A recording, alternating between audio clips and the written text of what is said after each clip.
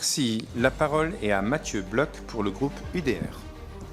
Merci Monsieur le Président, Monsieur le Ministre. Alors, je passe en dernier, donc c'est jamais évident parce que beaucoup de choses ont déjà été dites.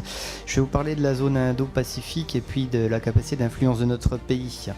Depuis 2022, le monde assiste à une accélération de l'affirmation géopolitique de la Chine, dont l'influence ne se limite plus à l'économie ou au commerce. Pékin structure désormais une stratégie globale mêlant diplomatie offensive, guerre informationnelle et projection d'influence civilisationnelle.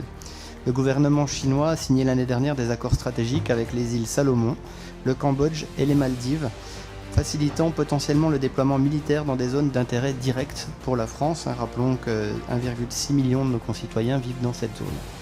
Sur le plan informationnel, la Chine est dotée des outils du soft power autour de TikTok et des instituts Confucius et déploie des opérations d'influence massive via ses relais étatiques.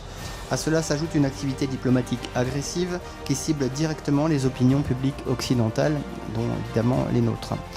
Dans ce contexte, la fonction stratégique d'influence reste sous-dimensionnée dans notre RNS de 2022. Pourtant, comme le montrent les campagnes de déstabilisation informationnelle menées en Nouvelle-Calédonie par des relais étrangers, dont l'Azerbaïdjan selon Viginum, nous ne sommes pas épargnés. Mais je n'ai pas besoin de vous rappeler les résultats de ces guerres d'influence desquelles nous n'avons pas su nous défendre. L'exemple malien en est un exemple criant. Ma question est donc double. Premièrement, êtes-vous favorable à ce que l'actualisation de la revue nationale stratégique qualifie la Chine de rivale stratégique globale et fasse de l'Indo-Pacifique un théâtre prioritaire de confrontation d'influence?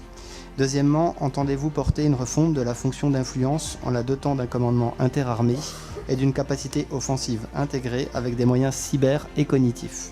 Car face à des adversaires qui savent gagner sans tirer un seul coup de feu, nous devons savoir nous aussi gagner la guerre avant la guerre. Merci.